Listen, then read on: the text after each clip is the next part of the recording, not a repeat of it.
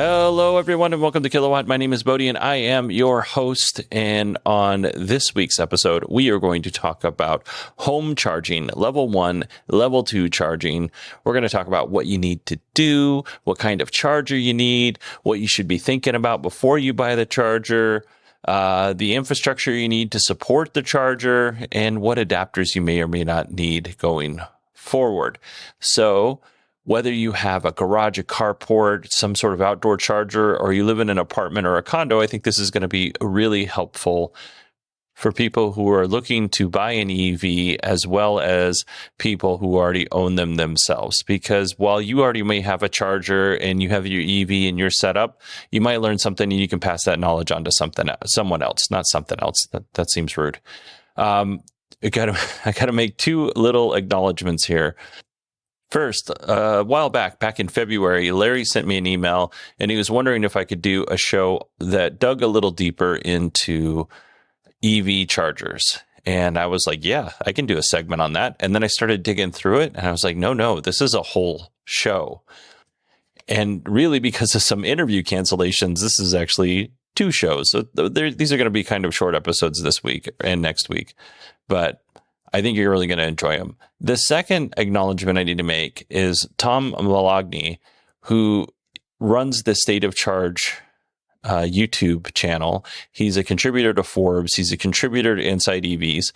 When I was researching this, and I already know who Tom is, but when I was researching this, I was like, oh my gosh, this guy's name is coming up all over the place. Like, I thought he just worked for Inside EVs. I had no idea he had the State of Charge podcast. He did stuff for Forbes, but he is probably, out of everybody out there writing on like home chargers and stuff like that, he might be the most versed person that I've come across for sure. Like, his information is detailed. It's fantastic. I highly suggest subscribing to his YouTube page, which is the State of Charge. I'll put everything in the notes for this show. But what a wealth of information this gentleman is. So I watched some videos. I read a bunch of his articles.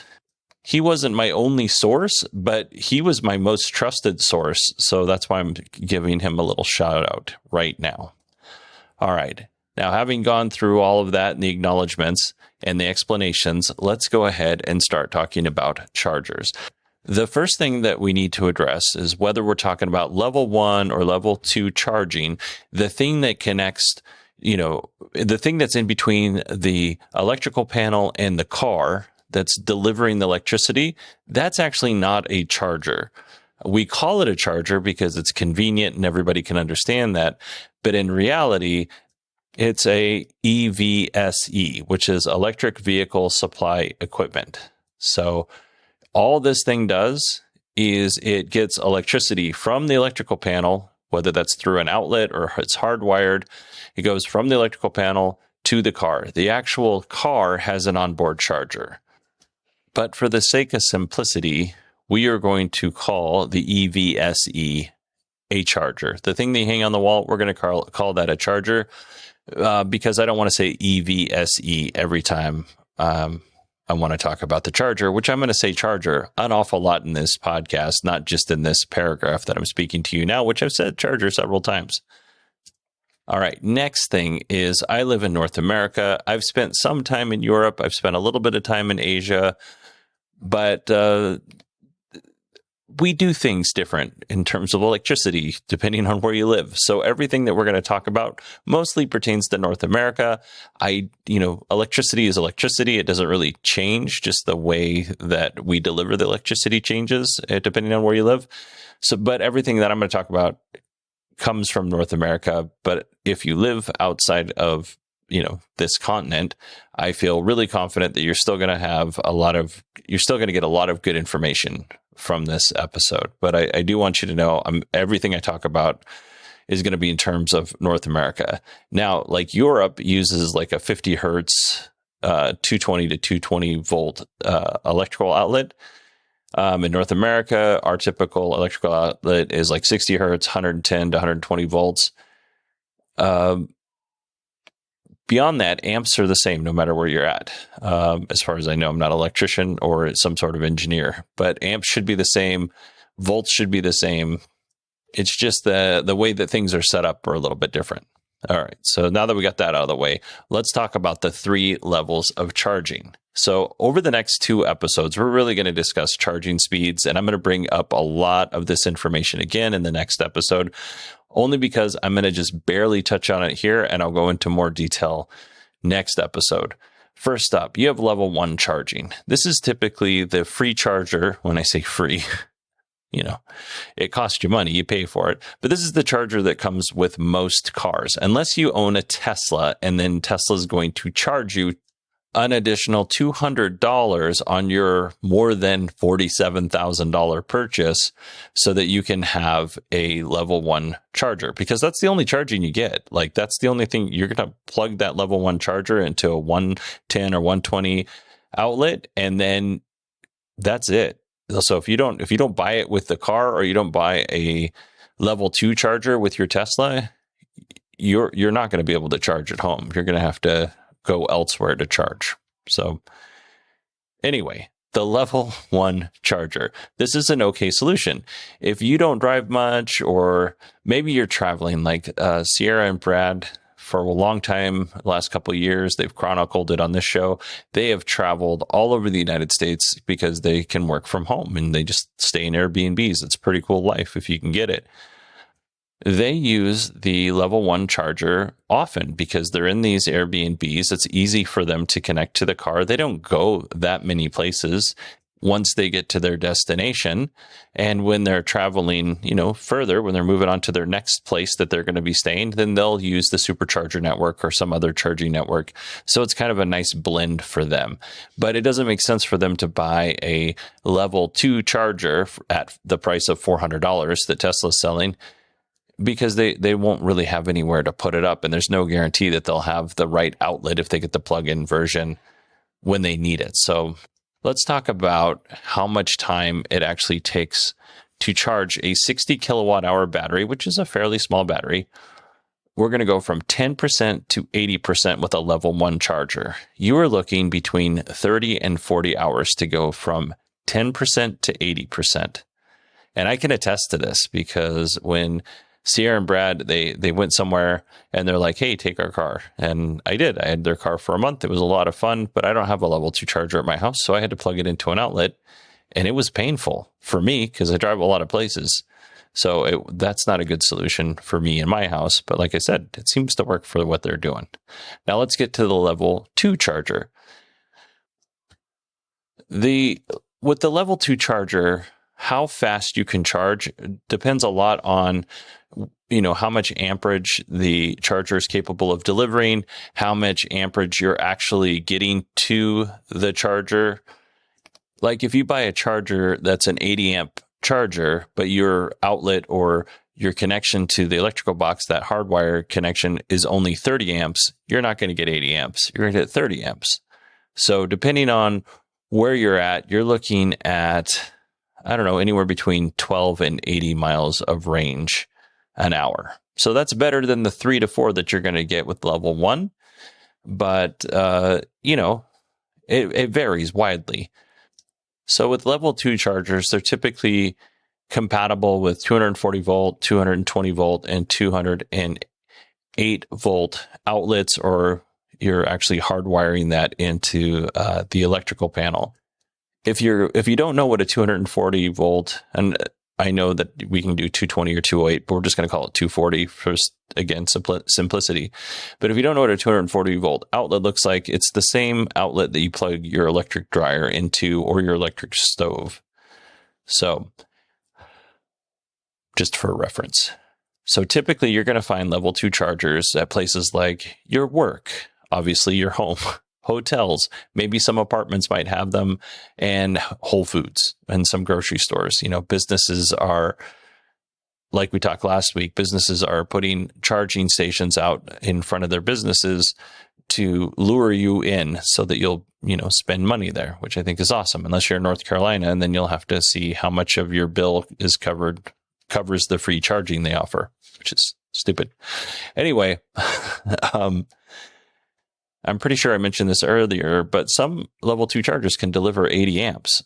But the problem is that an 80 amp charger to install in your garage or wherever it is in your house can be very expensive, and it's probably a bit of overkill. And we'll go into more on that in the next week's episode. Most level 2 chargers will be, 40 amp chargers. And the reason why is because once you get above 40 amps, then you need heavier gauge wire, and everything price wise just starts to increase. And the amount of range that you get after you've gone above like a 40 amp charger, if you compare that to the cost, it's generally not worth it. The speed increase does not offset the cost. So let's talk about how much time does it take to charge a 60 kilowatt hour battery from 10% to 80%. So we're looking at 2.5 to 4.5 hours. So as you can see, most people are probably going to charge at night. 2.5 is probably not going to be achieved by many people. But 2.5 to 4.5, 4.5 hours isn't all that long. You're going to sleep for 8 hours. So by the time you wake up in the morning, your car is going to be ready to go. And we've talked about this in the past, but I think it bears mentioning again. You don't want to charge your car to 100%. It's not good for the battery. Typically, you charge it between 80 and 90%. Some people charge it to 70. You just don't usually charge it to 100% unless you're going to go on a long trip, because it's not good for the battery. Next up, we're going to talk about level 3 chargers. And in reality, these aren't called level 3 chargers at all. Some people do, but they're called DC fast chargers. And they're going to give you between 3 and 20 miles a minute. These systems are typically 4 to 900 volts. Like I said, they're DC fast chargers. They're called superchargers in Tesla's case. 900 volts, that's quite a lot. This is not a place where you want to try and steal copper. Like, you will get zapped.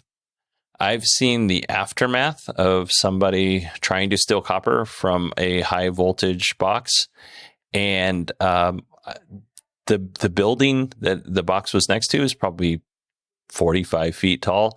There was a electrical arc that went above the building. You could see where it had burned the outside of the building, like a flash burn.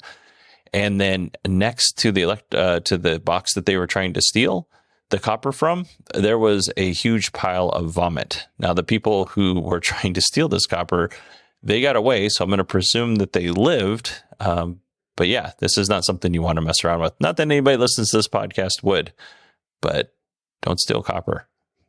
Could cost you your life. Anyway, these DC fast chargers, these bad chickens are going to cost tens of thousands of dollars, and they're going to require some serious infrastructure. So unless you're like LeBron James, it's unlikely you're going to be able to afford one of these at your house. We're only talking about the DC fast chargers in this episode because we're actually going to talk about them a little bit more, not in as much detail, next episode. So I want you to have that good foundation, and most of you already know this anyway. So in terms of charging,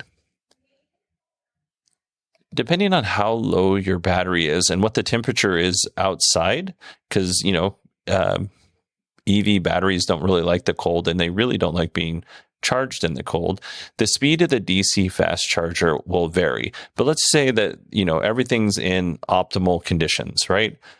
Well, when you first plug in your vehicle, if you're down real low, let's say to 10%, you're going to get an initial surge of power. But as that battery fills up and gets closer to 100%, it's going to slow down. Like I said, in cold temps, this can be a problem because you're not going to get that initial surge. So Tesla and some other EV manufacturers will actually start preconditioning the battery to help maximize the battery's ability to accept the charge. And it'll do this in cold weather, but it'll also do it like if you tell a Tesla like, hey, I'm going to go to this charger on the little interface, it'll route you to the charger. And while you're going to the charger, it will actually start preconditioning that battery, even if it's not cold outside, because one, it helps the health of the battery, and two, you get a little bit faster charge and you get to move on with your day. The time to charge a 60 kilowatt hour battery, we're looking from 10 to 80%. We're looking 30 to 40 minutes. Now, these are general numbers. This isn't from one specific company on one specific car. This is just averages. Sometimes it's probably going to be faster, like the Hyundai Ioniq 5. They say that they can charge their vehicle, I don't remember what it was, but it's something to 80% in 18 minutes. Might have been 20 to 80% in 18 minutes.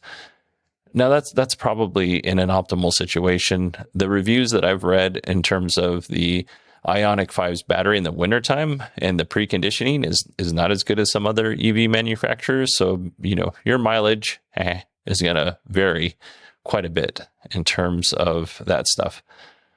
So let's kind of recap our home charging options. We're not going to talk about level 3 right now, just the home charging options. Level 1 charging is probably your cheapest solution, but you're only going to get 3 to 4 miles an hour, which means it's going to take you 30 to 40 hours to charge your battery, 10 to 80% if you have that 60 kilowatt hour battery. The level 2 charger, in most cases, is going to cost you a little bit of money to install. It's going to, be $400 to $1,000 depending on which charger you go with, and then you have to pay installation on top of that. But you're going to be able to charge that same amount of time. You're going to be able to get that done between 2.5 and 4.5 hours. And I really think that 3 to 3.5 hours is really what you're looking at in terms of charging. And like I said, a lot of variables in that level 2 charger. As I mentioned earlier, if you have an electric dryer, that's going to be the same outlet that you are going to plug a charger into, like the level 2 charger. So let's pretend that your dryer outlet is somewhere where you can reach it from your garage and it's convenient, but you still want to keep your dryer plugged in. Well, Steve Sheridan, while he was talking to Chris over a chat, Chris Ashley, about his F-150 Lightning, he posted what I'm about to tell you, and I got Steve's permission to read this to you. So again, this is a conversation that Chris was having with Steve. So it's not going to be phrased in a way that fits the show, but it's going to be very informational. So here we go. The dryer outlet is likely a 220 volt 30 amp outlet and will give you a much faster charging rate than the standard 110 20 amp outlet. Okay, so we know this. We've talked about it. For our Teslas, the difference in charge rates is 3 to 4 miles of range an hour to about 21 miles an hour. So if they use level 1, they're looking at that 3 to 4 miles. But if they go to level 2, then they're looking at 21 miles an hour. So if you don't know, Steve has a Model Y and Allison has a Model 3. Your charge rate will vary from ours, but the improvement will be comparable. If you're going to use a 220 volt 30 amp dryer outlet to charge, I highly recommend buying a NEMA 10-30 3-prong dryer Y cable. Using this, you plug one end of the cable into the dryer outlet, which leaves you 2 outlets to plug into. Then you plug the dryer into one of the outlets and your car into the other outlet. There's a switch on the Y cable that allows you to switch between using the dryer or charging your car. This is a great option for a variety of reasons, and we'll talk about some of them later. But the biggest thing is if you buy your car and you don't have the charger yet because everything's on back order and trying to get tradespeople because they're so busy to your house to install this stuff, this is a great option. This could also be a good option if you live in an apartment or a condo or a townhouse and your washer and dryer are, close to where you park your car, whether your washer and dryer are in a closet on the patio or maybe your laundry room faces the parking lot and you can run a cable from your washer and dryer outlet or your dryer outlet to your vehicle. Now, that may or may not work depending on how close you can get, and you're going to have to cover up the cable so nobody trips on it, but it's an option. All right, there's one last thing that I want to leave you with before we conclude this episode of the show.